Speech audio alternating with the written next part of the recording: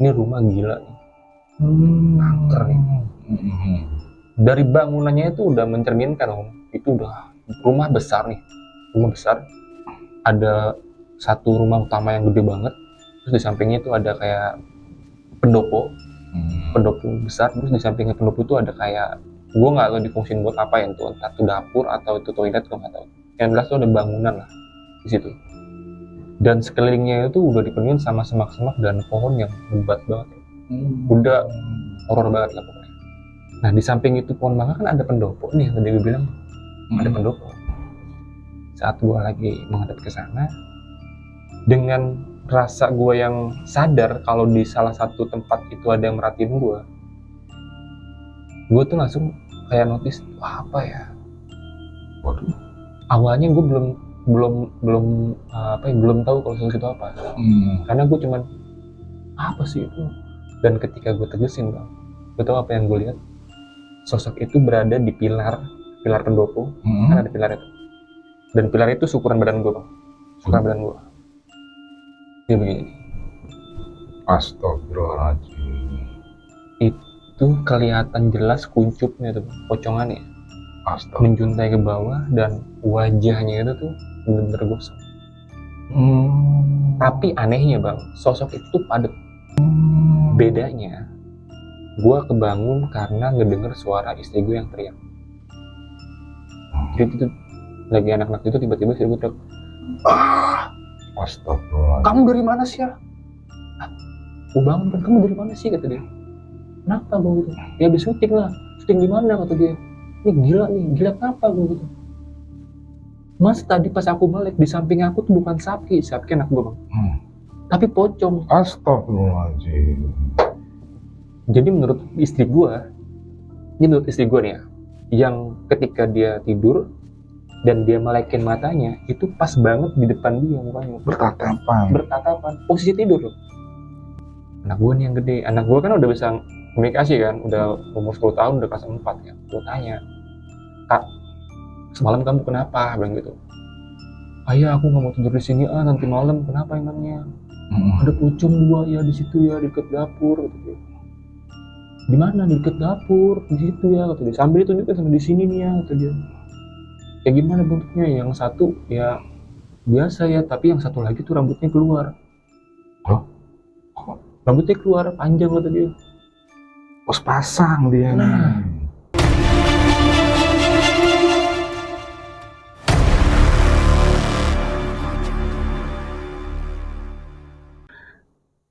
Assalamualaikum warahmatullahi wabarakatuh.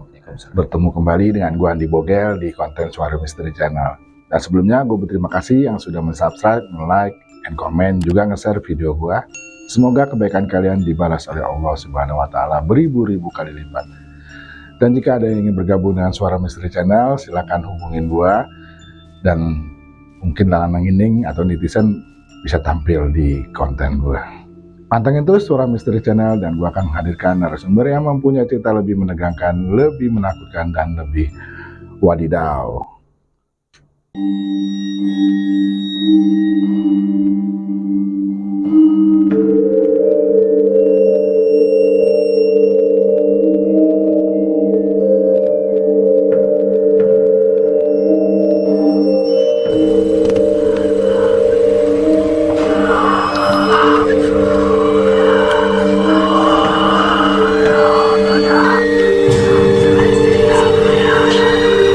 Dan di konten kali ini gue kehadiran salah satu host apa namanya, host terbaik ya mungkin ya, host terkenal ya. Waduh. Yang sering kita jumpai atau kita sering lihat di konten-konten podcast horor. Yuk sama-sama kita kepoin, kita dengerin kira-kira pengalaman horor apa yang ada di narasumber gue pada malam hari ini. Bang John. Yep. Halo.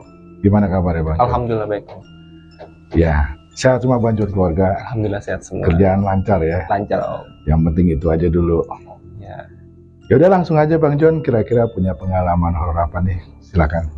Oke, terima kasih buat Om Bogel ya yang udah mau mampir ke sini. Jadi gue tuh mau menceritakan kejadian-kejadian horor atau mistis yang gue alamin dari di saat syuting sampai bahkan setelah syuting Om. Karena yang mungkin teman-teman juga ada yang udah pernah tahu kalau gitu kan juga konten horor ya Om ya. Dan konten gue tuh waktu awal-awal tuh penelusuran ke tempat-tempat yang notabene tuh emang udah angker Om.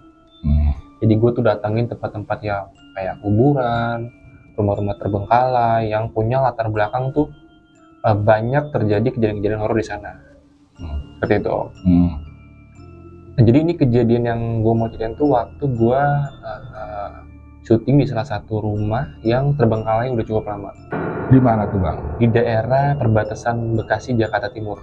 Kalau nggak di Pondok Gede atau di mana gitu, gue lupa deh. Jadi tempat itu memiliki latar belakang yang terbilang creepy banget menurut gue, karena itu ditempatin selama puluhan tahun kosong. Nggak ditempatin selama puluhan tahun Om. Itu kurang lebih 10 atau berapa, 10 tahun atau berapa gitu, gue lupa. Mungkin nanti kalau ada yang notice pengen tahu, coba dicek deh di YouTube gue tuh ada tuh cerita itu. Nah itu datang ke sana tuh gue sama 1, 2, 3, 4, 6 orang.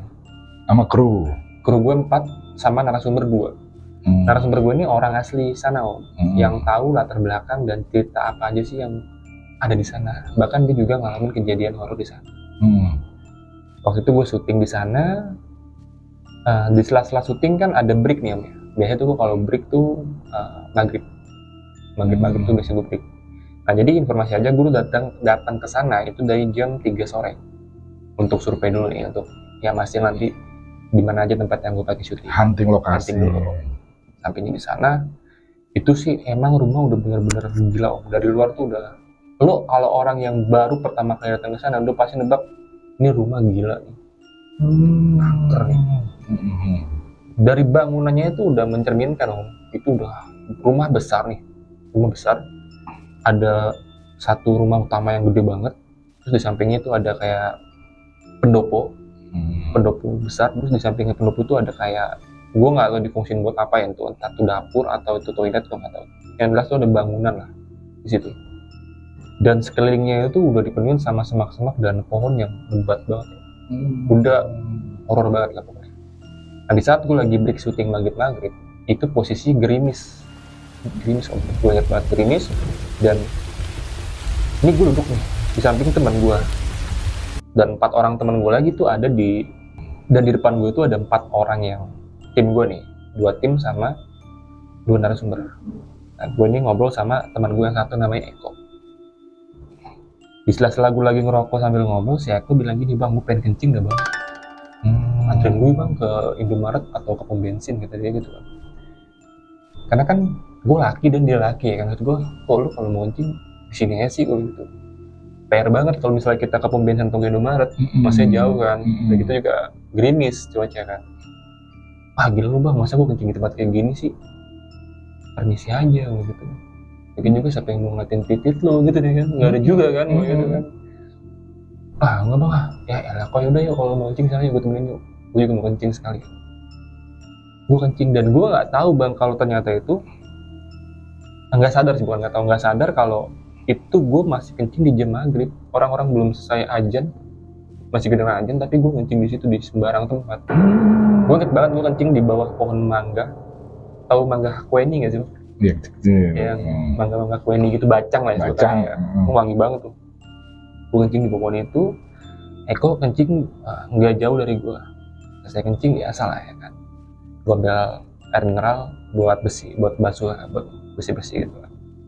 Balik lagi lah gue ke tempat awal gue sama si Eko ini. Ketika gue duduk jongkok lagi Bang, pandangan mata gue tuh langsung mengarah ke tempat gue kencing. Pas banget. Itu sekitar 5-10 meteran lah jaraknya itu ke depan. Nah di samping itu pohon mangga kan ada pendopo nih, yang tadi gue bilang ada pendopo. Saat gue lagi menghadap ke sana, dengan rasa gue yang sadar kalau di salah satu tempat itu ada yang merhatiin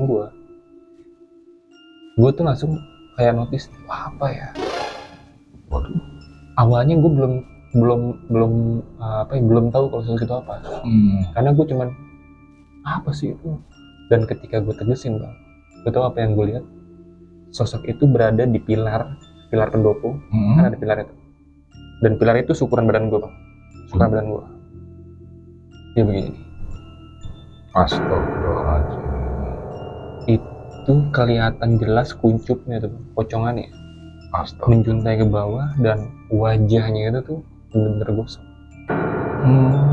Tapi anehnya, Bang, sosok itu tuh padat. Full kelihatan. Full.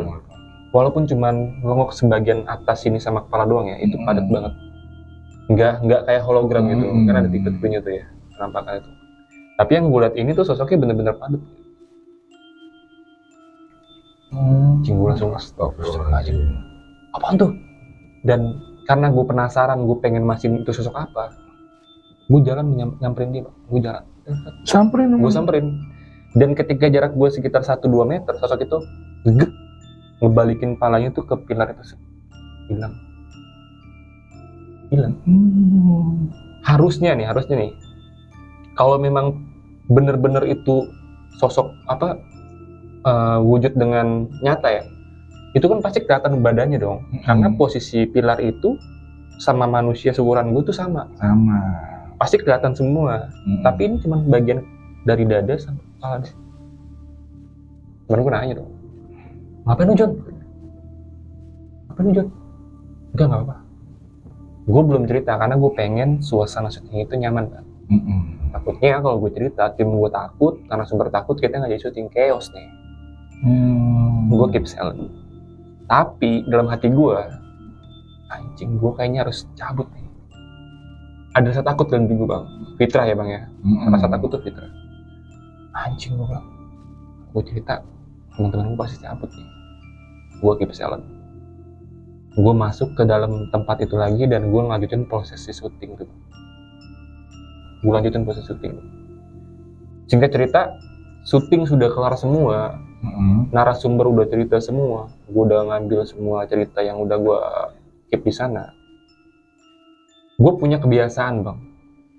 Apa tuh? Lebih bukan ritual. Gue menganggapnya ini kebiasaan. Jadi ketika gue datang ke tempat yang notabene angker dan tempat itu gue tahu ada sesuatunya, gue selalu sebelum balik gue bakar rokok satu buat cari tempat yang menurut gue tuh paling angker, yang paling serem. Jadi gue datengin tempat itu di tengah-tengah rumahnya, gue bakar rokok, gue taruh rokok gue di lantai, sementara gue hidupin lagi rokok gue. Nah, rokok ini gue kasih untuk penunggu situ, sebagai tanda terima kasih gue lah, karena gue udah diizinin buat memakai tempat ini. Karena kan gue memposisikan diri gue sebagai tamu. Ketika gue datang ke tempat orang, gue harus permisi, dan cabut juga harus salim dong. Harus salam lah. Salam ya. Nah, dan gue taruh rokok, gue ngomong gini, Mbak, Mas, Bu, Dek, mohon maaf ya, udah mengganggu waktunya. Tadi pakai tempatnya buat syuting. Saya mau izin pulang. Terima kasih udah dikasih tempat izin di sini dan nggak diganggu, udah gitu kan. Saya izin pulang, udah gitu. Nggak usah ikut ya. Tapi kalau emang mau ikut aja, nggak usah ganggu. Salahnya gue di akhir kalimat gue ngomong kayak gitu, Bang. Dan apa yang terjadi, Bang? Setelah gue ngomong kalimat terakhir, ada suara tuh kayak dan itu menggema di satu ruangan. Dan itu langsung bikin bulu kuduk gue tuh bangun, kepala gue tuh kayak gede gitu. Ngedenger suara daman itu. Wah, cik gue bilang, direspon nih. Udah dong, gue taruh rokoknya, gue tinggalin, gue cabut. Udah, assalamualaikum, izin pulang. Baliklah gue. Nah, singkat cerita itu gue selesai syuting jam 11 malam. Selesai syuting. Berangkatlah gue dari tempat syuting ke studio. Sampai di kantor ini, studio tuh sekitar jam 12-an. Karena sebelumnya gue makan dulu. Jam 11 lewat lah, mau jam 1 lah. Karena sebelumnya gue makan dulu, mampir. Nah, ketika gue sampai, tim gue udah pada, John gue cabut ya. Tinggal satu orang teman gue yang bernama si Fadli. Fadli ini kameramen. Lu balik inget boy, nggak tahu nih kalau gue capek gue nginep, kalau nggak gue balik. Oke. Naiklah gue ke ruangan studio. Tidur nih gue, Bang, ceritanya. Gue nggak mikirin tuh di bawah ada si Fadli atau enggak, dia udah balik atau belum, gue nggak pikirin. karena gue rasa gue udah capek, gue putusin buat tidur. Nah ini om, di saat gue tidur gue kebangun di jam 2:30 pagi. Karena alasan gue kebangun tuh ada suara ketokan pintu. Yang habis ketokan pintu langsung ada suara kayak orang buka pintu. Yang sel pintu kan ada tuh. Kalau misalnya orang ngebuka masih goyang dong. Gue kebangun. Boy, si Fadi itu kan nama samaran nih si Boy kan. Boy. Itu masih goyang. Gue bangun nih. Gue samperin. Gue buka pintu. Gue ke kiri, kosong. Ke kanan kosong. Apaan nih? Ada orang apa enggak nih? Bodo amat ah. Gue ngantuk, gue bilang. Gue balik lagi nih ke kamar. Gue tutup lagi pintu gue. Set. Baru gue jalan ke tempat tidur, mau tidur. Lo tau apa yang terjadi om? Apaan tuh? Gue ngedenger suara deman percis kayak yang gue denger di tempat gue syuting. Astagfirullahaladzim. Gue udah ngikut tuh. Anjing gue bilang, ini suara familiar nih. Gue inget banget nih, nggak mungkin enggak. Ini suara yang tadi gue denger di lokasi syuting kan. Karena gue posisi udah capek banget. Gue bilang gini om, aduh bang, gue bilang gitu, mas, mohon maaf nih, katanya, udah malam, jangan ganggu saya pengen tidur, capek banget, tolonglah, kalau gitu. Kan tadi saya udah bilang kalau mau ikut aja, tapi nggak usah ganggu. Gue konfirmasi lagi nih om, kali dia lupa kali kan, gue ingetin itu lagi. Udah, gue coba lanjut buat tidur tuh. Set, lampu kan gue matiin tuh. Gue selalu kalau tidur lampu dalam posisi mati. Nah di jendela gue, tadi kan gue cepat masuk kan ke studio tuh, ada jendela gitu kan gede kan. Itu kalau dibuka langsung kaca dan tangga. Jadi informasi aja itu jendela ditutup dari kiri dan kanan. Kiri kanan. Jadi kalau misalnya lu nutupnya nggak rata, nggak rapet, itu tengah-tengahnya kelihatan langsung ke tangga kan, kaca. Pas gue baru meremin mata lagi, lu tau apa yang gue lihat om? Itu ada sosok bayangan dari tangga itu, depan tangga, berdiri menghadap ke gue tapi goyang-goyang begini nih om. Astagfirullah. Dan wujudnya itu pocong. Astagfirullahaladzim. Anjing, gue bilang, apaan tuh, gue bilang gitu. Wah gila nih, gue bilang nih. Gue keluar lagi om. Belum sampai keluar gue buka pintu, gue jalan, dia juga jalan om. Bus. Ngerabas gitu, bus. Gue buka pintu dong. Enggak ada apa-apaan om. Astagfirullahaladzim. Tapi nih, setelah itu sosok berjalan tuh, setelah itu sosok lewat, itu ruangan gue tuh baunya tuh kayak bau. Lu tahu truk ayam gak sih? Truk ayam? Kalau lu lagi naik motor, di depan lu tuh ada truk ayam. Oh begitu baunya? Bau banget, tai ayam gitu. Astagfirullahaladzim. Wah, gitu gue bilang. Itu gue langsung gak bisa tidur tuh om. Gue ambil handphone, gue dengerin Murotal di YouTube. Gue masih pikir, anjing ini jangan-jangan sosok ini. Bodo amat lah. Sampai subuh gue gak tidur. Sampai subuh. Udah nih, gue pikir udah pagi udah aman dong. Karena besokannya hari Minggu, karena kan gue syuting dari Sabtu tuh. Besokannya Minggu, gue balik lah ke rumah gue di Pamulang om. Balik ke Pamulang, ya hari-hari gue biasa dari pagi, siang, sore, sampai menjelang malam masih main sama anak istri gue. Jadi informasi gue punya 2 orang anak. Anak pertama gue itu umurnya masih 10 tahun, kelas 4 SD. Yang kedua baru 2 tahun lebih lah, mau ke 3 tahun waktu kejadian ya. Sekarang anakku udah 3 tahun. Malam nih om, malam udah aktivitas harian normal biasa, tidur lah gue. Tidur. Nah jadi gue tuh tidur di kasur sama anak gue, karena anak gue kan masih kecil kan, nggak mau tidur sendiri gitu. Posisi istri gue di pojok, anak gue yang paling kecil di samping dia, samping istri gue, anak gue yang gede di samping gue, dan gue di pojok. Tidur jam 2:30 om, dilalahnya nih ya. Di jam 2:30 gue kebangun lagi. Bedanya gue kebangun karena ngedenger suara istri gue yang teriak. Jadi itu lagi anak-anak itu tiba-tiba istri gue teriak, Astagfirullah. kamu dari mana sih ya? Gue bangun kan, kamu dari mana sih, kata dia. Kenapa gue gitu? Ya habis syuting lah. Syuting di mana, kata dia. Ini gila kenapa gue gitu.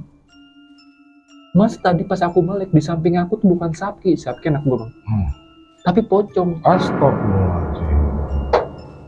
Jadi menurut istri gue nih ya, yang ketika dia tidur dan dia melekin matanya itu pas banget di depan dia mukanya. Bertatapan.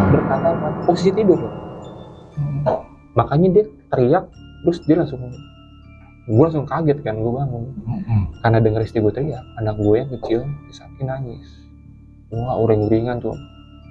Mama. Wah, lampu nyalain deh gitu. Nyalain lampu, terang. Terus istri gue bilang gini kan, ya ini nggak bisa nih kalau kayak gini nih. Kenapa emangnya? Ya kamu gimana sih, kata dia. Ya udah nyalain lampunya, udah aku nggak tidur gitu. Aku begadang, aku nggak tidur gitu. Nah jadi di samping rumah gue itu rumah kakak gue, kakak ipar ya, kakak ipar. Ngedenger anak gue nangis, kakak ipar gue ketok pintu. Pit, istri gue namanya Pit. Tapi kenapa Pit? Panas badannya. Nggak tahu nih kak, tiba-tiba dia nangis, ngejerit ketakutan. Nah ketika mau dibawa keluar, anak gue nunjuk ke arah dapur. Mama, takut. Lu orang kenger gimana sih, Om? Iya. Takut mah, udah sini. Dibawalah sama kakak gue ke rumahnya.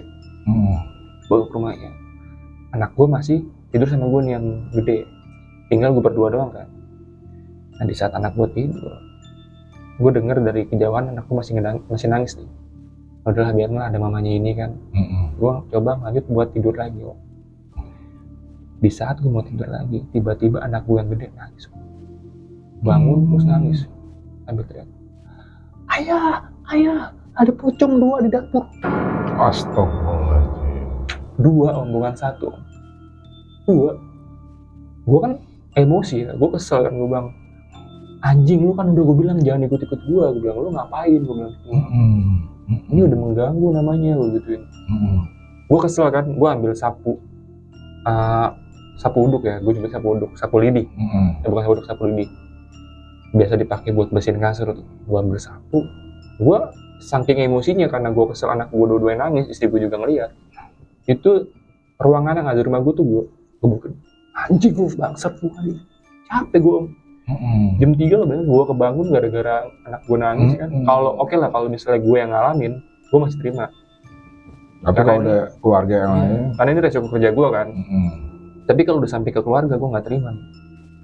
Gue tahu sosok itu masih ada, karena gue masih ngerasa tuh dari sekujur kaki sampai kepala tuh merinding, kayak tebal kepala gue sih.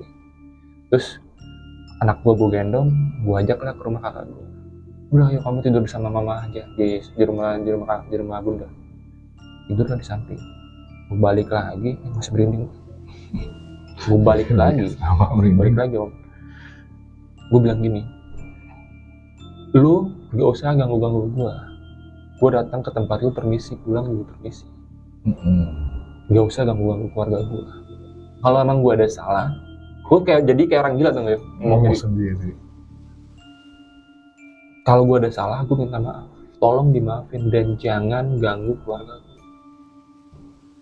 Tuh. Udah akhirnya sampai subuh, gue nggak tidur. Subuh, gue sholat. Paginya istri gue udah bangun, anak gue bangun. Gue tanya dong, semalam kenapa mah? Gitu. Ya parah banget ya. Kamu syuting di mana sih? Gitu. Ya aku tadi habis syuting di rumah pocong. Gitu. Astagfirullahaladzim. Itu ya pocong ngikut ya, tidur di muka aku ya. Gini gue tuh sampai gila sih. Terus udah tuh, gue udah dapet jawaban dari istri gue kan. Ya udah nanti aku coba usir lagi lah sama teman-teman aku cari biar nggak ganggu lagi. Anak gue nih yang gede, anak gue kan udah bisa komunikasi kan, udah umur 10 tahun, udah kelas 4 ya. Gue tanya, Kak, semalam kamu kenapa? Bilang gitu. Ayah aku nggak mau tidur di sini, nanti malam. Kenapa emangnya? Ada pocong 2 ya di situ ya, di dekat dapur, kata dia. Di mana? Di dekat dapur, di situ ya, kata dia. Sambil ditunjukin sama di sini nih ya, kata dia. Kayak gimana bentuknya? Yang satu ya biasa ya, tapi yang satu lagi tuh rambutnya keluar. Hah? Rambutnya keluar panjang, kata dia. Pas pasang dia. Nah. Pasang om. Wah gila, gue bilang sih.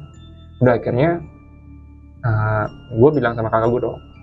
Kakak gue kan cewek tuh, dia lulusan pesantren, bilang kak, itu semalam si Naya sama Sapki sawan, bilang gitu, ngeliat pocong, kayaknya ada yang ngikut tuh dari lokasi syuting. Aku bilang, kamu kemarin habis dari syuting pulang ke rumah cuci muka nggak, wudu nggak, mandi nggak? Iya udah gue lakuin bang. Dan kali kalau mau ke rumah mandi dulu, jadi biasanya tuh sampai rumah udah bersih, nggak ada yang ikut. Udah kan, ntar tolong dilatin gitu. Ya kali gitu didoain sama kakak bisa gitu. Ya kakak bantu doain rumahnya gitu. Udah nih, besoknya hari Selasa. Jadi tuh kejadian dari Minggu ya. Hari Senin gue masih libur. Nah di hari Senin nih nggak ada kejadian apa-apa nih, normal nih. Di hari Selasa gue balik lah kerja nih, studio. Nah tapi sebelum gue ke studio, gue kan bawa motor kerja, gue sempetin buat mampir ke rumah pocong itu. Gue telepon Bang Kancil, narasumbernya, pulang bang, santai nggak? Santai nih Bang John, gue kesana ya, ada yang mau gue omongin. Oke. Dia belum tahu tuh tujuan gue sana mau ngapain. Sampailah gue di tempat Bang Kancil, gue bilang sama dia, bang semalam gue gini. Wah bener bang, iya. Ya bang nanti temenin gue ya, balik lagi ke sana. Gue mau ngebalikin sesuatu yang kebawa nih gitu. Gue pede aja bang saat itu, padahal jujur gue orang yang nggak bisa dalam hal kayak gitu-gitu. Tapi gue lebih yakin aja gitu apa yang gue lakuin, semoga aja nih bener dan bisa. Akhirnya gue boncengin Bang Kancil, datanglah gue ke tempat itu. Gue ambil rokok lagi, gue ke tempat waktu kencingnya. Bukan yang kencing. Oh yang naruh rokok. Yang naruh rokok. Gue ke tempat itu, gue taruh lagi, rokok gue bakar, gue taruh, gue nyalain lagi. Gue posisi jongkok, sambil ngisep rokok, gue ngomong gini, ibu, bapak, kakak, om, kan gue nggak tahu nih apa aja yang ikut gue kan. Jadi semua tuh gue sebutin, adik, mohon maaf kalau misalnya kemarin tuh ada kesan kayak saya mengajak kalian buat ikut. Ingat nggak perkataan gue tadi kan? Kalau mau ikut aja, tapi nggak usah ganggu. Nah pilihan gue tuh atas dasar itu tuh mereka datang kan. Mohon maaf kalau saya udah mengganggu. Ini saya datang kemarin lagi mau minta izin, kalau bisa nggak usah ikut lagi. Nggak usah datang lagi. Cukup sampai sini aja kenalan kita. Ya orang gila om gue. Ngomong sendiri gitu. Ngomong sendiri. Gue ngelakuin itu karena gue pengen keluarga gue tuh aman aja. Betul. Jadi apapun pasti bakal gue lakuin. Keluarga. Gue rela masang badan buat keluarga kan. Dan akhirnya setelah kejadian itu, gue baru mau keluar nih. Bang Kancil, woi, ada yang nyaut. Bang, diem. Mana tuh orang tadi nyaut gitu kan? Gue keluar. Gak taunya itu posisi Bang Kancil yang tadinya ada di depan pintu, di depan gerbang. Astaghfirullahaladzim. Yang nyaut siapa? Astaghfirullahaladzim. Siapa yang nyaut? Anjing, gue bilang, bang tadi lu bukannya dalam? Enggak bang John, dari tadi gue di sini. Oh kenapa? Nah, udah pulang yuk. Balik nih gue nganterin Bang Kancil, datang lagi ke kantor. Gue bilang sama si boy, semalam gue gini boy. Wah gila John, pas pulang dari sono John, kenapa ya? Rumahku bau teh ayam. Astaga. Editor gue, si Fadli boy itu. Jadi waktu pas dia balik pulang dari sana, dia nyium bau tai di rumahnya dia om. Bau tai ayam gitu. Bau ayam. Iya. Apa John ya kayak gitu ya? Nih boy ya, asal tau ya boy, semalam sosok itu ngikutin gue sampai ke rumah. Sampai akhirnya tuh bini gue, ya kalau kamu kayak gini mulu, aku nggak izinin kamu deh syuting lagi, mendingan kamu cari kerjaan lain. Anjing, gue bilang, gue kerja bertahun-tahun cuman gara-gara kejadian ini sampai ke rumah dan anak gue impactnya ngalamin kejadian kayak gitu, sampai istri gue tuh khawatir bang. Sempet gue bukan berantem sih, cekcok lah ya. Cekcok lah ya. Cekcok. Karena istri gue tuh nggak pengen anak-anak gue tuh kena imbasnya dari apa yang gue kerjain. Betul. Ya karena gue tuh orang kosong kan nggak punya apa-apa. Gue datang ke tempat-tempat yang angker, otomatis kalau gue nggak bisa jaga-jaga diri, ada aja orang, ada sosok-sosok yang mau ngikut dan mau ganggu. Pasti. Ngeri juga ya kesannya dari Bang John. Kira-kira ada cerita lagi Bang, yang lain Bang? Ada satu kejadian yang baru-baru kemarin dialami Om. Jadi sebelumnya tuh gue ngundang narasumber, ternyata orang itu diteror sama pocong. Astaga. Jadi ini tuh Bogor. Jadi dari Bogor dia awalnya jadi narasumber gue, tapi dia cerita di sini, Bang, gila Bang, gue baru aja diteror sama pocong Bang. Gara-gara kemarin mobil gue mogok di tengah hutan. Oh gitu. Pas mogok di tengah hutan, teman-teman gue berdua nih Bang di hutan itu, mobil gue tiba-tiba mogok. Gue buka kap depan, otak-atik, temen gue yang satu nyuruh gue buru-buru, cepetan nih pulang lu. Ternyata dia ngeliat pocong Bang.